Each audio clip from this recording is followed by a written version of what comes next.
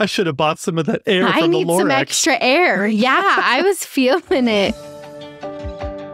This is the Exploring the National Parks podcast with Dirt in My Shoes. My name is Ash, and I'm a former park ranger and the founder of Dirt in My Shoes. I think that the parks are best seen from the trail, and I'm here to make national park trip planning easy. And I'm John. I carry the kids on the trails, I tell stories, and notice all the things that Ash doesn't care about much, like flowers. Join us as we show you around America's spectacular national parks. We're sharing our favorite places, fun facts, adventures, and misadventures. And we'll even throw in a little trip planning. Let's start exploring.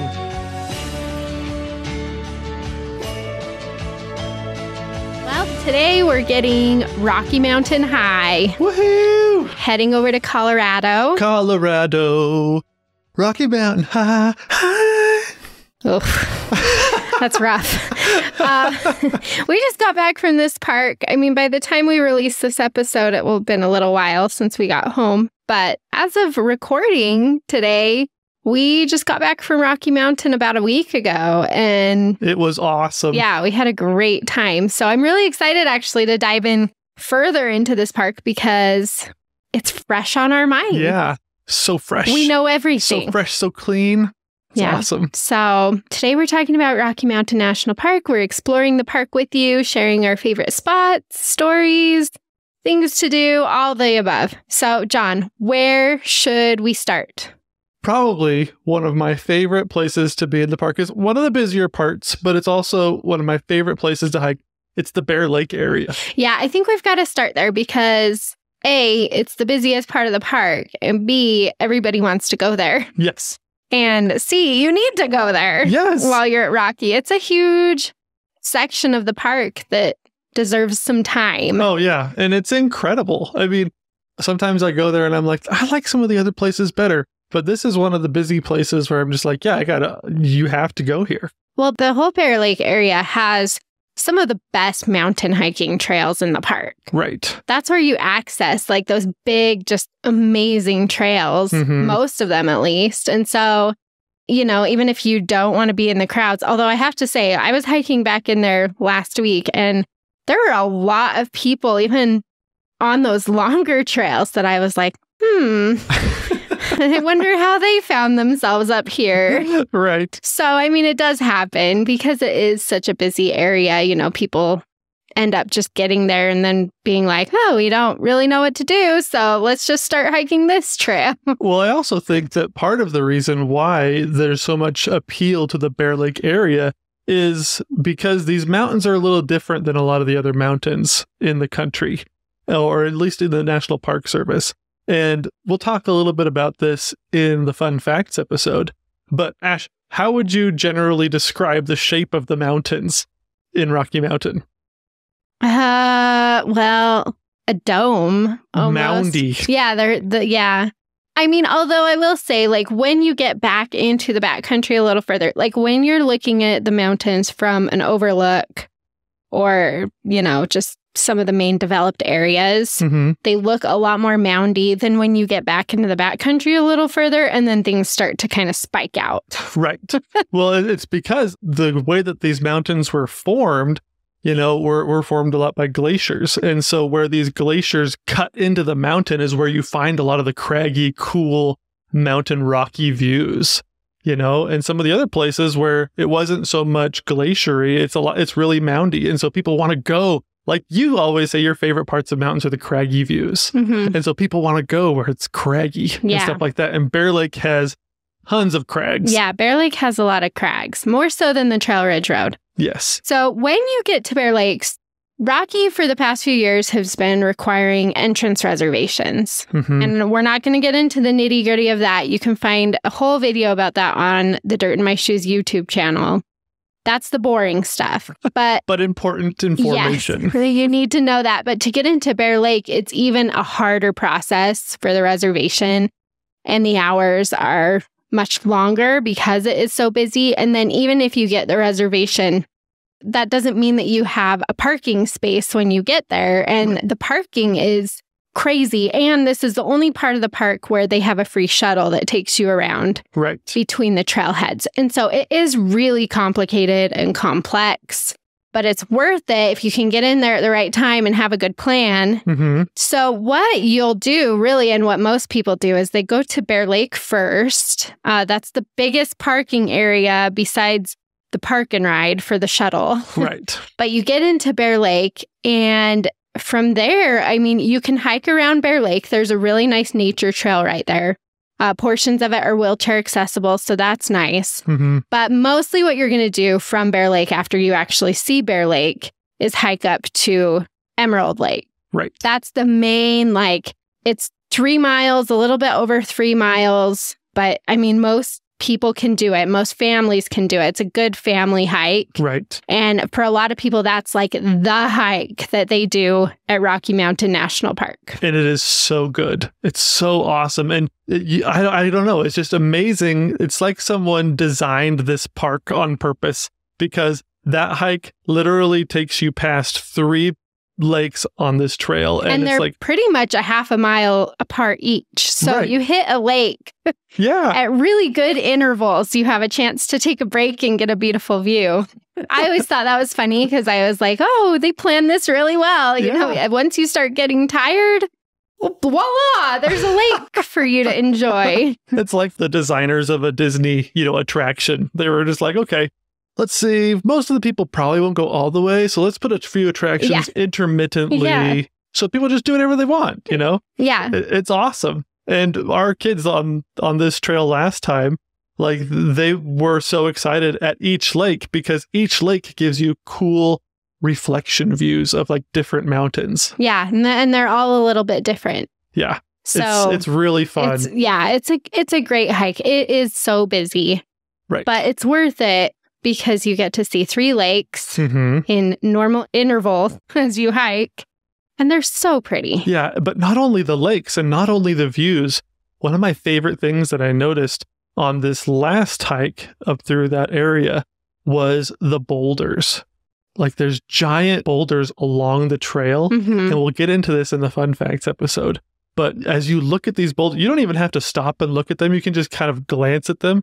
But as you glance at them, and you can appreciate, oh my gosh, look at all the colors and all like the stripes and the swirls and the folds and everything in these giant boulders. It's really cool. And there's so much to appreciate on this trail. Yeah, it's a great one. And then there's other trails you can catch right there from Bear Lake too.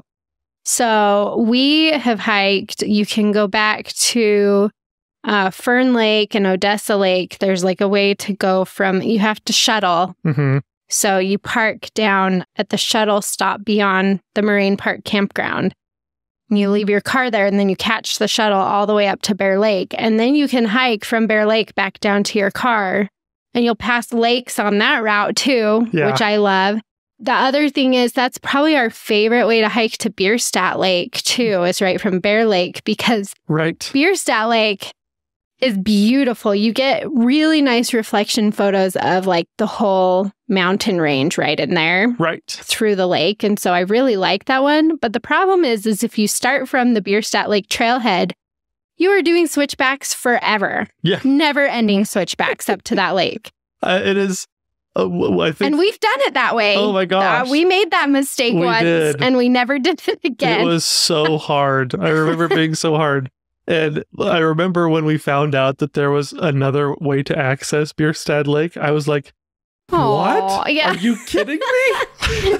So if you start from Bear Lake, you can hike it, and you've already got the elevation, because you're at like 10,000 feet, which is just crazy. That's the crazy thing about Rocky, and something that, I mean, that's my favorite thing about Rocky, actually, is that everything is such high elevation. And so from Bear Lake, you're at like almost 10,000 feet. And then to get to Bierstadt Lake, you just kind of cut across. You stay pretty high from Bear Lake over to Bierstadt Lake. And then you can go down the switchbacks, which is one of my favorite views in the fall. Oh my gosh. Because the whole mountainside is just covered in colors. It's so pretty. But it's much more enjoyable going down those switchbacks. Yes, the switchbacks of death. They're the switchbacks of death going up, but they're very nice going down. And that's the trail. So this is when we really first learned that you have to take the afternoon thunderstorms very seriously. And I think, and we're used to hiking in the mountains and stuff, but not so much at such a high elevation. Yeah. I mean, 10,000 feet is very high, even for us who are in the mountains a lot. But the thing is like Rocky in the summer, they always say, like, be prepared for afternoon thunderstorms, be prepared. And you can go out and the sky is totally blue. Oh, yeah. When you start. And the forecast also won't show it. Right. A lot of times the forecast is completely clear. And then this certain time of day hits. And it's just like the wrath of God has descended upon Rocky Mountain National Park. And there's just these massive storms that blow through. And you're at such a high elevation, it's actually quite dangerous. Yeah. But we got caught in one as we were coming back from Bierstadt Lake, and it was like 2 p.m. The sky had been clear all morning, all day, just a couple puffy white clouds. And then all of a sudden, within like 10 minutes, we were getting pummeled by hail. Oh, yeah. Hail like the size of marbles. Yeah. And the thunder and the lightning, and like we were just hoofing it off that mountain. Yeah. It was really scary. Pretty fun, if I'm being honest. I mean, we were like drenched by the time we got back to our car. Yes. But I mean, that was our first experience, really. That was our very first trip to Rocky. And it was like, oh my gosh, like you have to be ready for it. And also, it's probably not very smart to be in some of those higher elevation areas hiking during those afternoons, because you just never know. I mean, things just roll in. Right. And we were lucky that we had somewhat over-prepared. We were like, do we think we'll need these rain? We won't need them, but it's good to have them. I carry so much crap when we hike. Let me just tell you, my hiking bag is so full of stuff. Man. We have ponchos we just keep in there all the time. Yep. Oh, yeah. But we have learned in Rocky, you take rain jackets if you're hiking into the afternoon at all, even if the sky is clear. Right. Well, I think I actually had to take your rain jacket from you. And put it over, drape it over our son who was in a backpack. Yeah. And I was carrying him. We were trying to like just hold the rain jacket over the top of our son so he wouldn't get, so social services wouldn't get called on us if they saw us, after he had just been pelted by marble-sized hail. Yeah, and you and I are just like getting pounded. It was fun. He just fell down. It was scary, Nobody would believe it. But no, the high country is no joke, man. It's like, this reference is for our neighbor, the man from Snowy River. This is when Jessica and Jim are talking about the high country. And she's like, it changes so suddenly. One moment it's like paradise and the next it's trying to kill you. Oh, it's so true. It's perfect. It's a perfect description. Oh my That's gosh. how it feels in Rocky. That's how I feel in Rocky most of the time. You're kind of on edge, just waiting. Yeah. And also, I have to say, while we're on things that can kill you, altitude sickness. Yeah. That's a huge thing in Rocky. And they sell oxygen at the Alpine Visitor Center that we just saw this last time. And I was like, well, that's a good idea because you're at 12,000 feet at that visitor center. Yeah. Oh my gosh. But, which isn't that like the plot of that Dr. Seuss story? Of the, what's the little guy that like, I'm here to speak for the trees. The Lorax. The Lorax, right? Isn't like the whole plot of the story how like the bad guy in the story is like selling air in cans? Well, now they're doing that at Rocky. That's funny. Capitalism always wins. Oh my gosh. But I would say like by the time we got to Rocky this last trip, I was exhausted. So we went to South Dakota first. And anyway, we'd just been hiking and doing a ton of stuff beforehand. And then we didn't get the permits that we needed, the reservations that we needed to get into that area, which is a whole nother story in and of itself. I'm sure we'll talk about it because I'm really good at getting those reservations, but the world was out to get me this time. And so I was exhausted. I had to get up. We left our hotel at like 4:15 to get in there. And anyway, when my son and I started hiking this longer trail, that was, we live at a high elevation, so we're pretty used to lack of oxygen. Right. But that was like the first time really that I've been in Rocky where I was just like, oh, I don't know if I'm going to make it today. I should have bought some of that air from the Lorax. I need some extra air. Yeah, I was feeling it. So, I mean, the altitude sickness also is no joke. A lot of people are concerned about that, rightly so.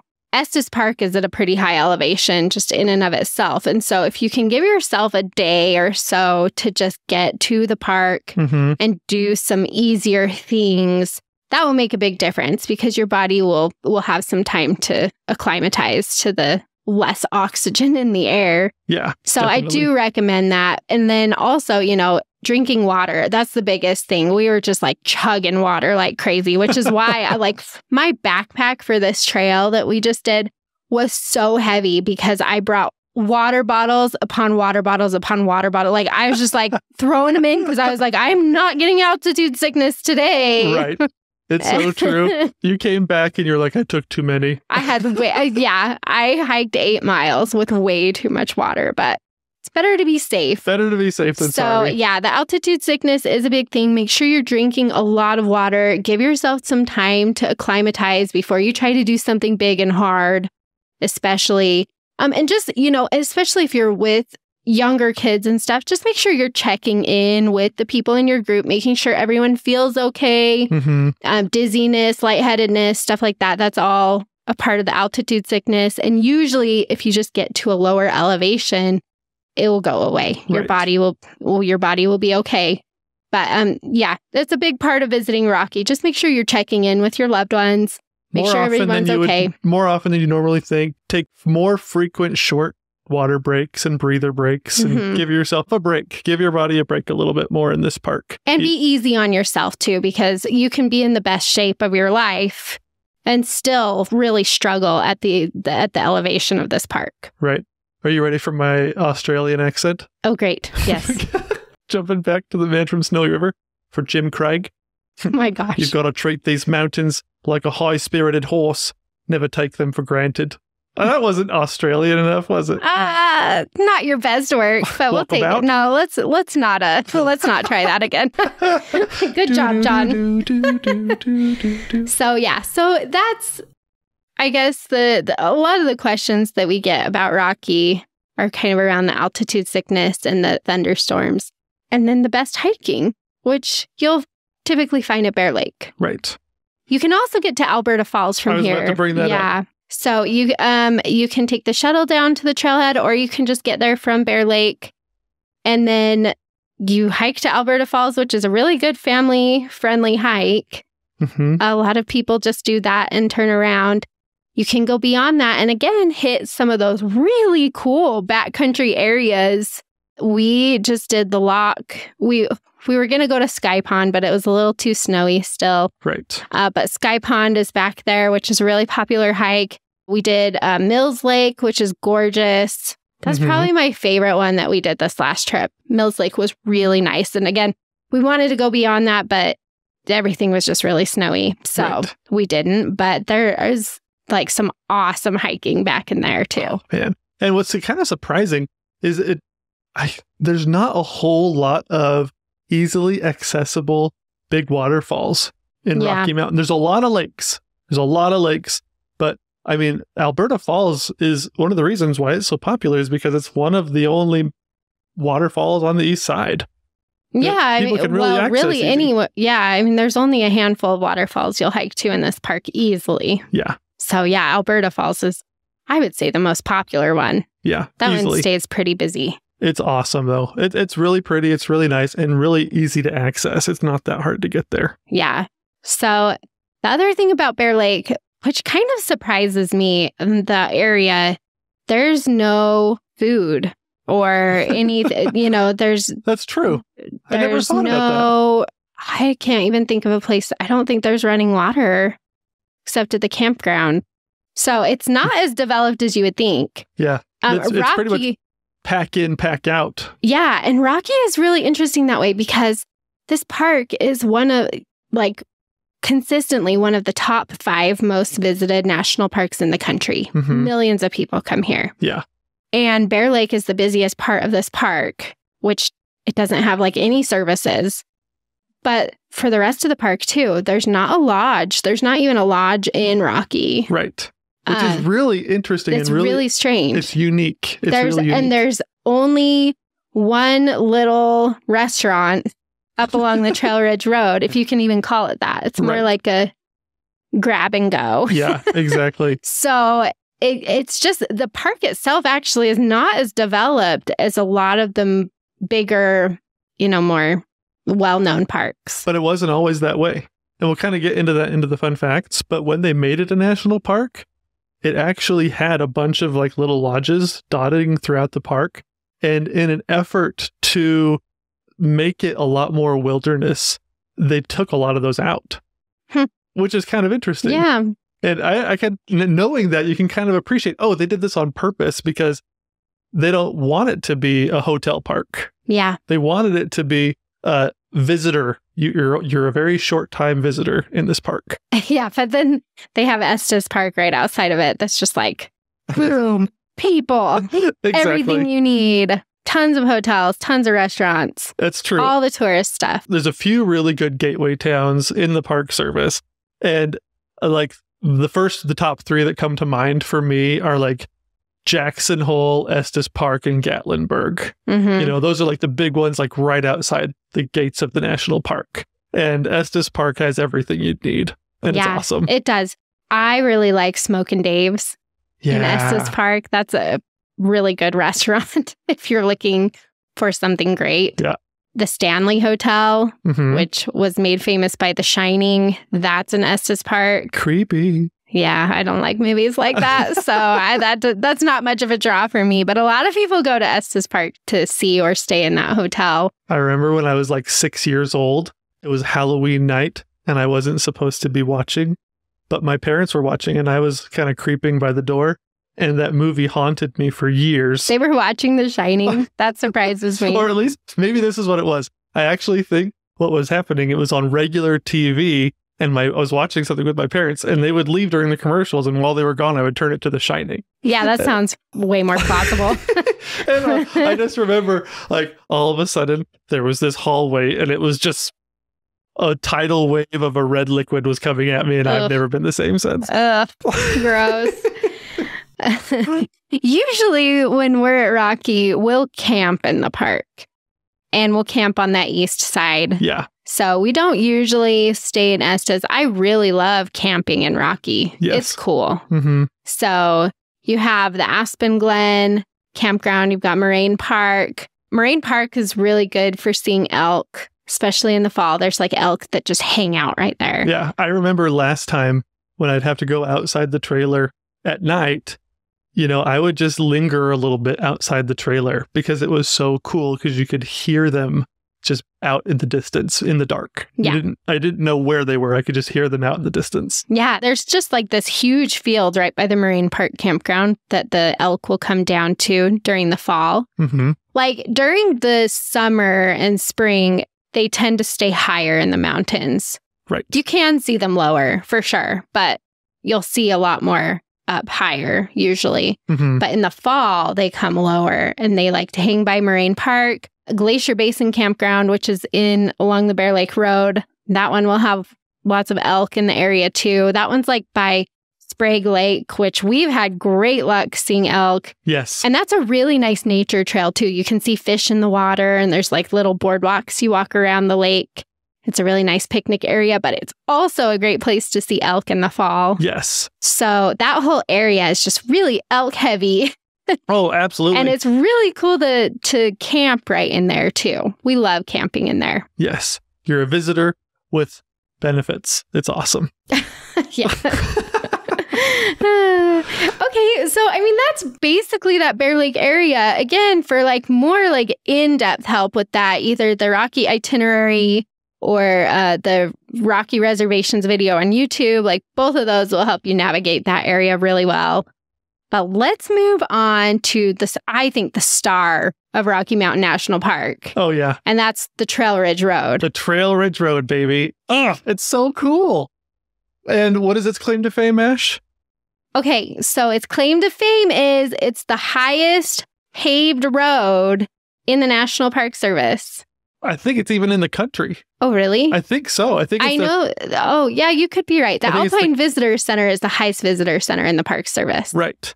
Is the Trail Ridge really the highest paved road? I think it's the highest continuously paved road and accessible road in the country. Huh. What do you know? Heck yeah, man. I was selling it short. If I'm wrong, fact check me. Yeah, but we know for sure in the Park Service it's the highest paved road. Yes. But it might be even more than that. Yeah. Good job, Trail Ridge Road. Oh, yeah, man. So this road, it cuts through Rocky Mountain from east to west.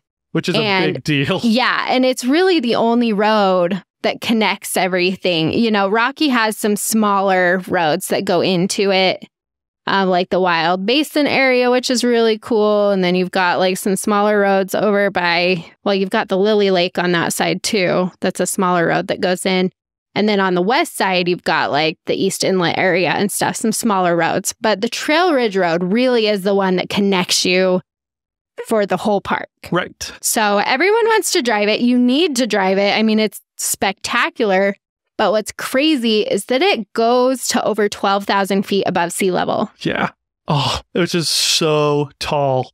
Because, like, you can, I don't know. It's just, first of all, Colorado's just lifted so high. But the 12,000 feet in other places, you have to work so hard to get there. Yeah.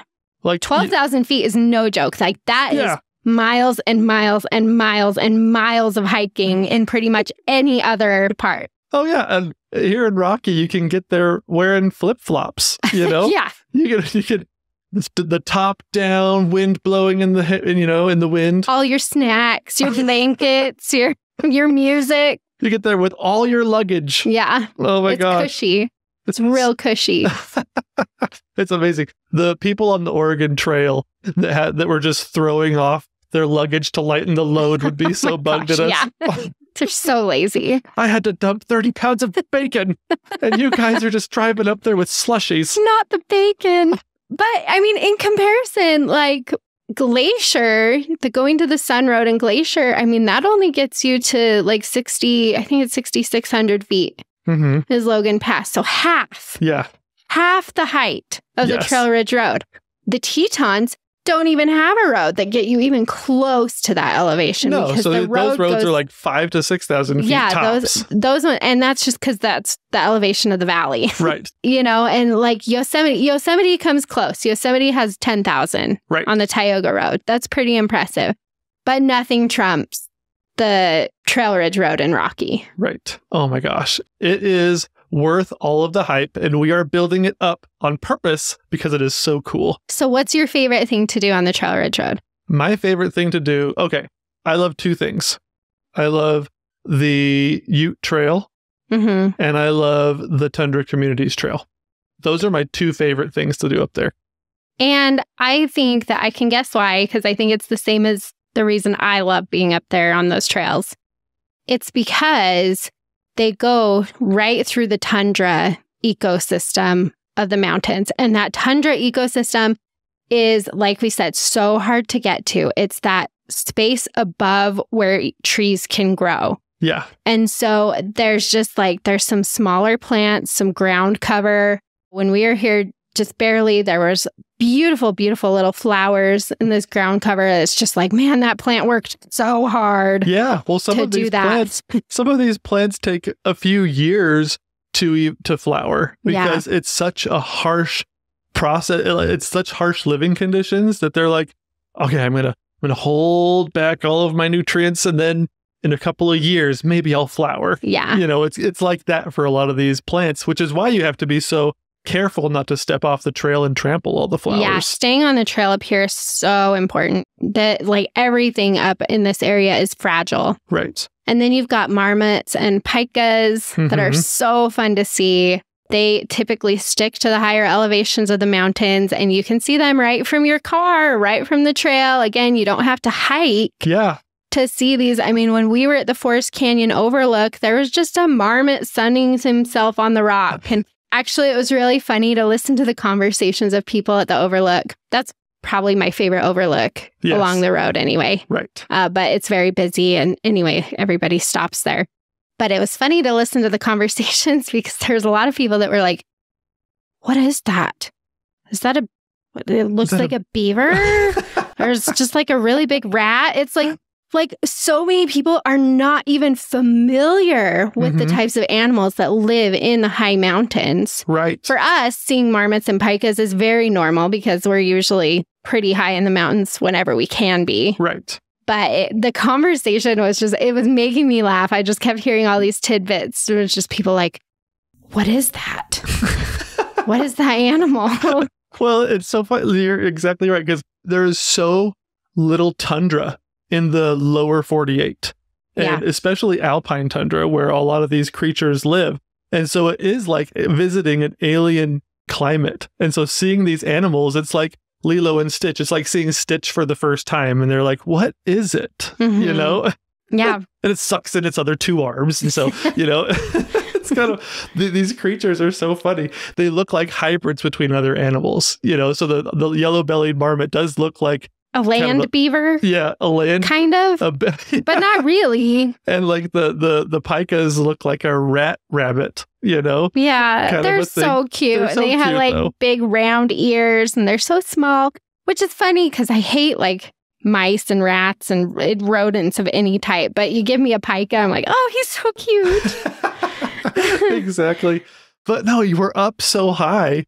Oh, I guess here's your Lord of the Rings reference. You know, it's like, when you're up here, normally it's like when the Fellowship went up and over the pass, you know, and Boromir's like, this will be the death of the hobbits. You know, you're up so high. It's such a challenging, harsh place to be.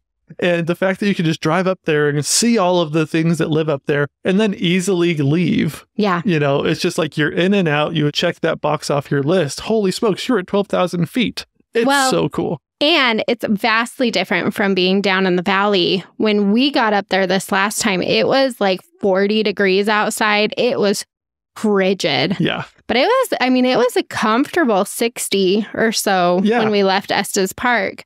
And again, another just like, I was just kind of laughing as I listened to conversations and stuff that like, we saw a girl in a mini skirt walking around up there in 40-degree weather. And it's just like, she did not expect that at all. No. Because it is really foreign to a lot of people.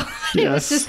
It was funny to us because we were like, yeah, not quite prepared for the upper elevations of these mountains. She was dressed to impress, though. Yeah. Maybe. Because she's freezing everything off. So that was funny too. But yeah, so it's a completely different environment.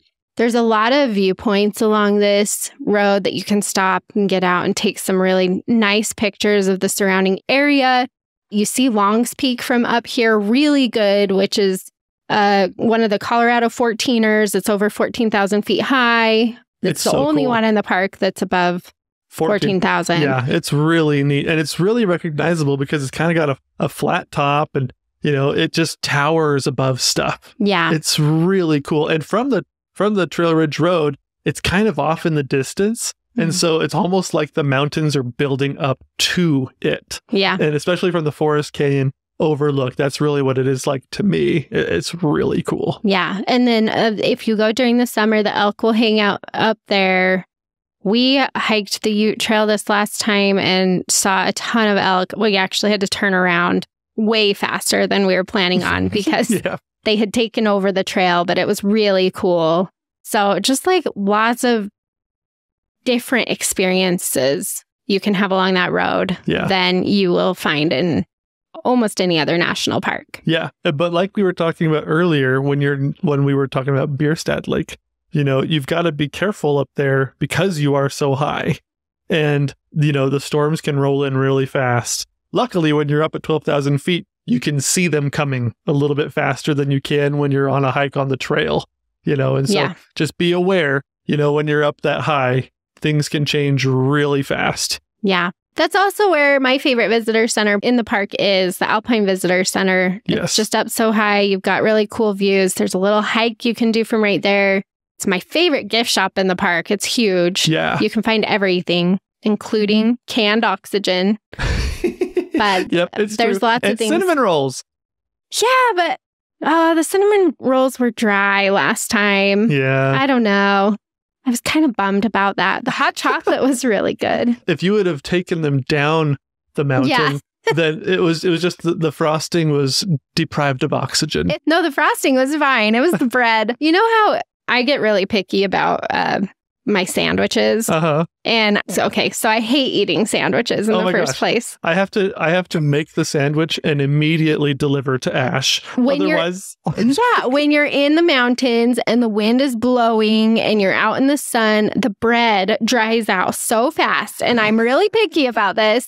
And so like when I make my peanut butter sandwich, when we're out in the mountains, I have to make it really fast and consume it really fast or it just gets too dry for me. If I give it to her a little bit too late, she's like, thanks for this crouton sandwich. Yeah. You can't, he knows my sandwich gets made last and I have to be exactly ready to eat it when he starts making it. But anyway. I have to make the peanut butter and the jam extend all the way to the edges so that very important. The moisture can share with the bread properly. I like even toppings. Peanut butter and croutons are not acceptable.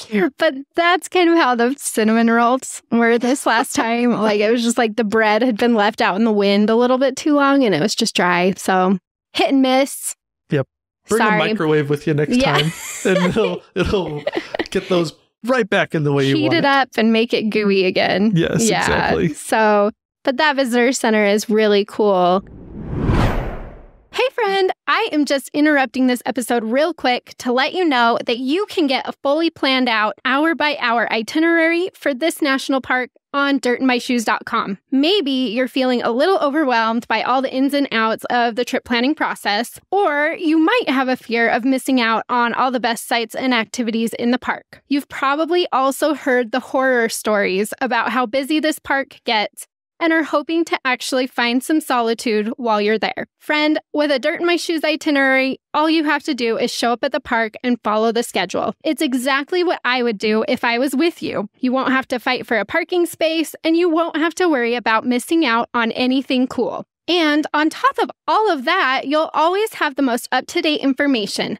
I keep your itinerary updated in real time, so you'll know all about what's happening in the park when you go. This is super helpful because what if an activity or a road is closed for construction? I'll provide you alternative options for that. Maybe extra reservations are needed to enter certain areas of the park. That can be so stressful, but I will help you snatch up those hard-to-get reservations. And what if Mother Nature strikes, which she really always does, with a major weather event like wildfires or flooding? I'll make sure you can easily navigate through those changes while still filling your days with fun and adventure. I am here for you every step of the way. You'll find a link to the itinerary in today's show notes, or you can go to dirtandmyshoes.com to find all of the available itineraries. It's time for an epic national park vacation, and I can't wait to see you out on the trail. And then, are we ready? Are we ready to jump to the other side? Oh man, it's hard to leave the tundra. I guess we didn't talk about the Old Fall River Road while we're on the east side. That's an alternative way to get up to the Alpine Visitor Center. That road is one way. It's dirt, but it's good dirt. Yeah, it's really fun though. And what's amazing is that was the road. Before the Trail Ridge Road was built, that was the road you took. Yeah, that was the entrance. That was the original entrance into Rocky. Yeah. And what's really cool is right now it's only a one-way road. And the Suburbans and trucks and stuff like this, if they were that size back then, people would be falling off the cliffs, because the vehicles are so much bigger than they were back then. Yeah. And so that road is just really fun. That road doesn't typically open till around July 4th. It's got a very short season. Yes. But if it is open while you're there, that's a fun alternative way to get to those higher elevation areas. You can drive up that one, go to the visitor center, and then drive down the Trail Ridge Road to get back. What's kind of cool is the wildlife will often use that road too, because it's one of the easiest ways up and down the mountain. Yeah. And so maybe it was a couple times ago, but we were on that road and a giant bull elk was just like trudging toward us. And it was like, we had to pull off to the side of the road because he didn't even care that we were coming up the road. He was king for sure. for sure. It was awesome. Yeah. So that's a fun alternative if it's open. If it's not, just drive the Trail Ridge Road and you'll get a lot of the same views as you go up. Yeah, I think that pretty well covers the main areas you're going to want to see on the east side. Right. And most people do stay in Estes Park or that area over there. That is the hot spot to be in, especially if you're wanting to get to the Bear Lake area and stuff. So I do recommend staying at least a night or two on the Estes side. And then if you want to stay on the other side, on the west side, you can, but you're much further removed from the main stuff to do in the park if you stay on the Grand Lake side. Right. Which we'll talk about now. But when you leave the Alpine Visitor Center and you head back down the Trail Ridge Road, going west, getting down to Grand Lake, it's vastly different than the east side. Yeah, it's a very different situation. But one last thing, as we're kind of talking about going from the tundra back down the mountains, there's something that's really cool that I want to point out to folks because it's a really cool illustration of how harsh that elevation is. Because as you go back down into the trees, like those first few layers of trees really illustrate, wow, holy smokes, it's so cold, it's so windy, because those first few layers of trees look so deformed. Yeah. There's a specific name for them. They're actually called crumholes trees. Crumholes? Crumholes. How do you spell that? It's like Harry Potter. Yeah. Crumb. He flies like the wind. Crumb. Oh, no, it's awesome. I was about to say he's awesome. He's the best seeker. Oh, yeah. Oh, he man. is. Bulgaria. Yeah. Do you spell crumholes like crumb? Yeah. Crumb and then holes. HOLZ. Okay. And so these are stunted, like wind-blown trees that live near the tree line in this tundra area. And so what you'll see a lot of trees, they look like flags, because what has happened is on one side of the tree is where the wind blows the most, and it's so cold that any new growth that grows on that side of the tree will like get frostbite and die. Mm-hmm. But on the other side of the tree is the only place that it can grow. And so you'll just have like a tree that's been like completely shaved or cut off on one side, and then it only grows out on one side. They're so funny to see. Yeah. I love looking for those trees. But yeah, it is. It's like a flag waving. The one side is totally bare and the rest of it just has these branches going out. Yeah. It's pretty funny. It's like really a flagpole with a flag. So yeah, those are fun to see. But it's so harsh up there. Yeah. And it's cold and it's windy. Expect it to be a good 15, 20 degrees colder at the top than it is when you're down in the valleys. So that's, which is where funny. We're going now. I didn't know that's what those trees were called. That's fun. Crumb. So when you leave the Alpine Visitor Center and you head west, that's when so you do start getting down into the trees, and then you're in the Kawanichi Valley, the Coyote Valley, with the Never Summer Mountains behind you. And this area has some longer hiking trails, but just not ones that are really well known or like really well used, because it's not great access into the really like good, beautiful mountain part of Rocky, if that makes sense. Yes. So, but there's a couple of things that we really enjoy on this side of the park. First, this side of the park is the best side for seeing moose. Yes.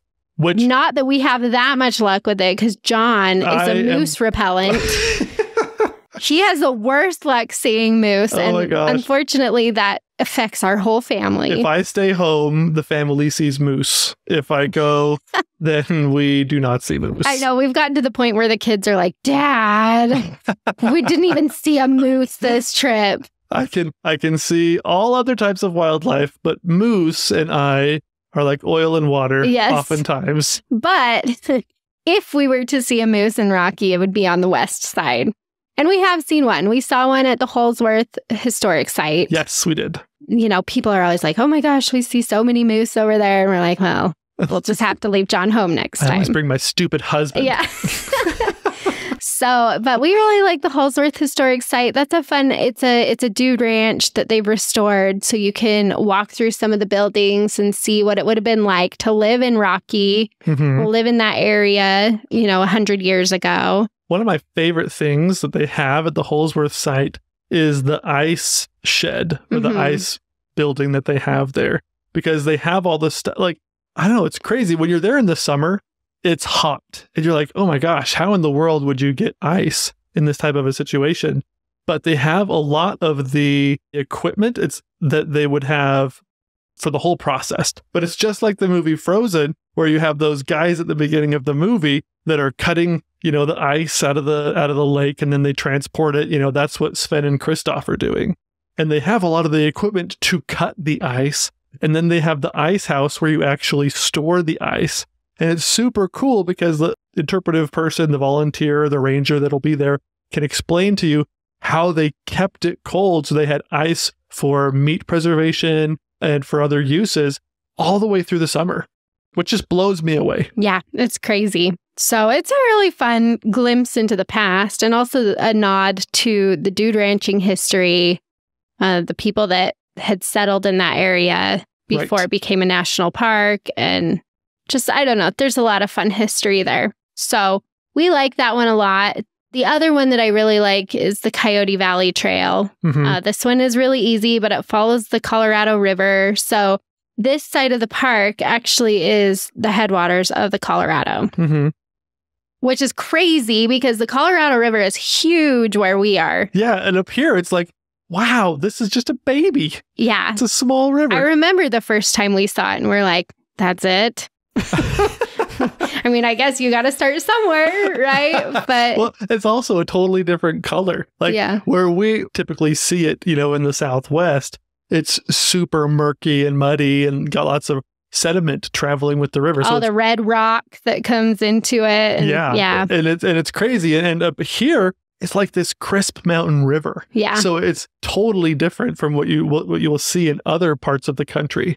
And so it's really neat to be able to see it from its very, very small beginnings. Yes. Although this last time we were there, it was raging. There was so much water coming out of those mountains. Yes. So that was cool too. But yeah, so the Coyote Valley Trail, it's just like a mile or so, and it's flat, but you've got great views of the mountains. Another great place to try to see moose. We've seen elk in the area a lot. And then you just kind of loop around the river. It's really pretty. Yeah. So I like that one too. But otherwise, there's not so much hiking that we like to do on that side. There's one more trail we'll talk about in a minute, but you've got the visitor center on that side, and then you go out into the town of Grand Lake, which is one of my favorite towns in the area. I love Grand Lake. You know what? And you've always said that, and I've been like, really? You would prefer Grand Lake over Estes? But this last trip, I was like thinking to myself, Estes Park is so busy. And when we got to Grand Lake this last time, I was like, I could breathe.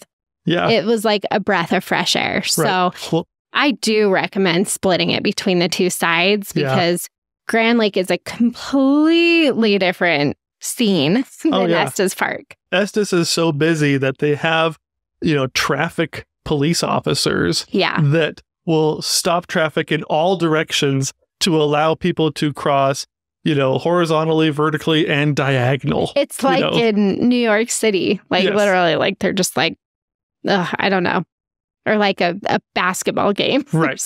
It's got there are so many people and so many shops, which is cool. It's fun, but it's a totally different feeling than you get in Grand Lake, which is the much quieter side. What's cool about Grand Lake is you've got some pretty big lakes on that side, and these towns are just right up next to the lakes. And so Grand Lake really is a lake town. Yeah. You've got some fun little like burger shops and souvenir shops and stuff like that. But most people hang out at the lake, and it's just, the vibe is totally more relaxed. Yes. And we ate some amazing food there this last time. Oh my gosh, that was so good. It's a new restaurant, which is called Nacho Mamas. I think it was Nacho Mamas or something, but it was so good. I'll link it in the show notes. Whose cheese was it? Nacho cheese.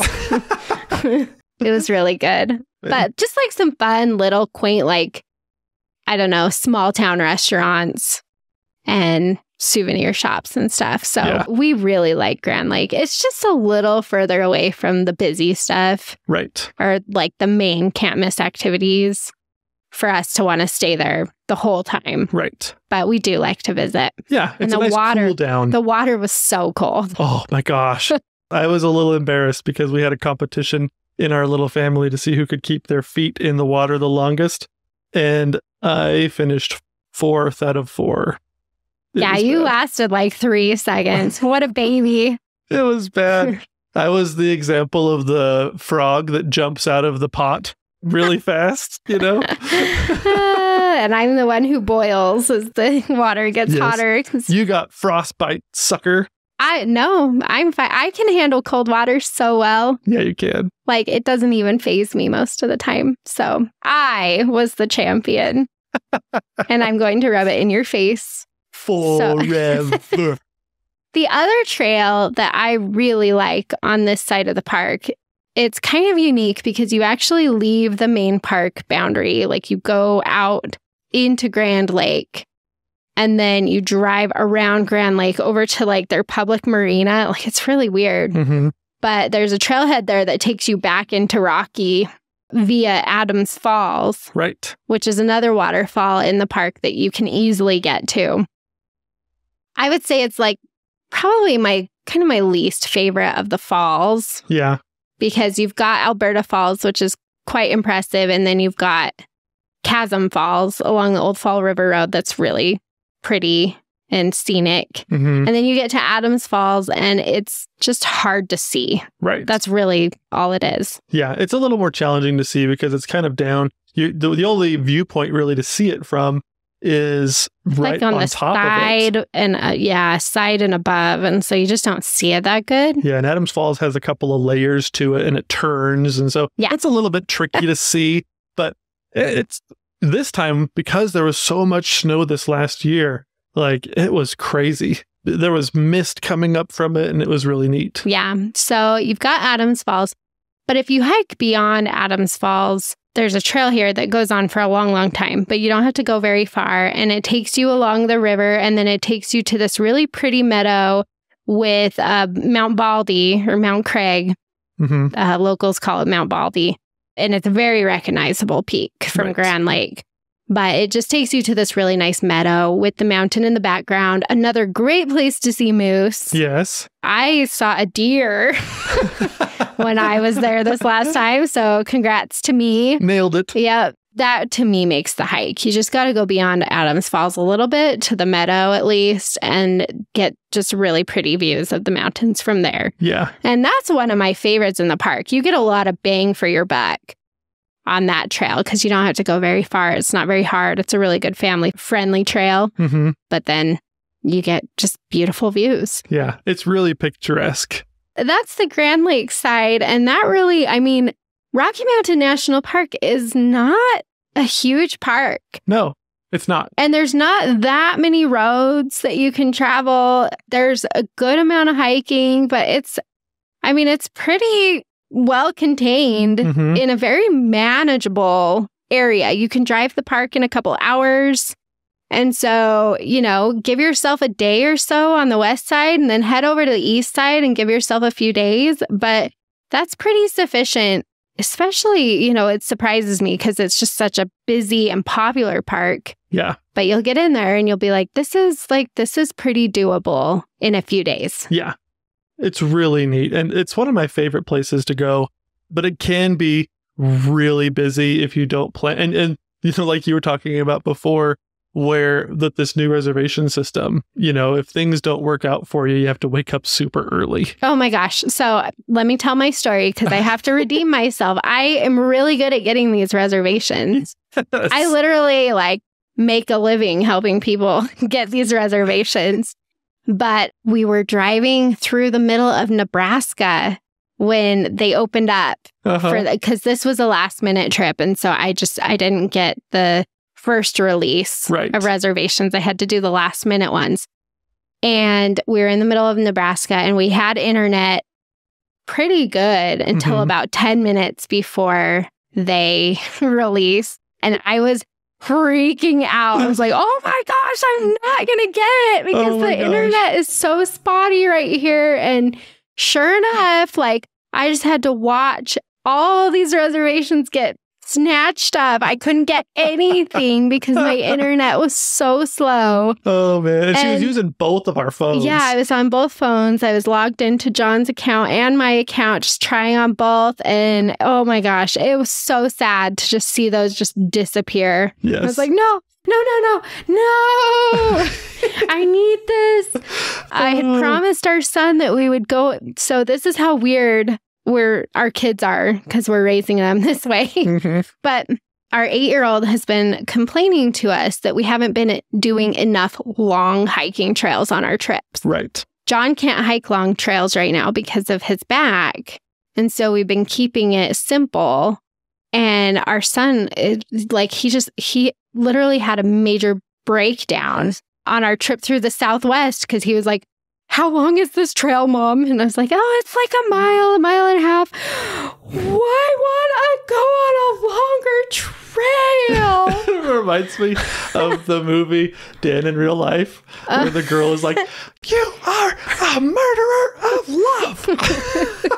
That movie is so good. That's kind of how it felt. He was just like getting mad at me for the dumbest reason. And anyway, so I promised him that we'd do a longer hike on this trip. And so we decided to do a longer one in Rocky.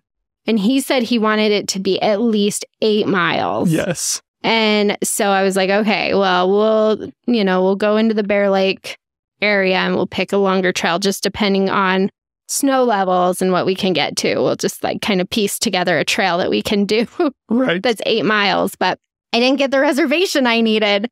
So we were up at 4 a.m. getting into the park before 5 when they start checking reservations at Bear Lake. And I mean, it was beautiful. I was so tired. It was so, looking back, it was funny because I can look at it in it.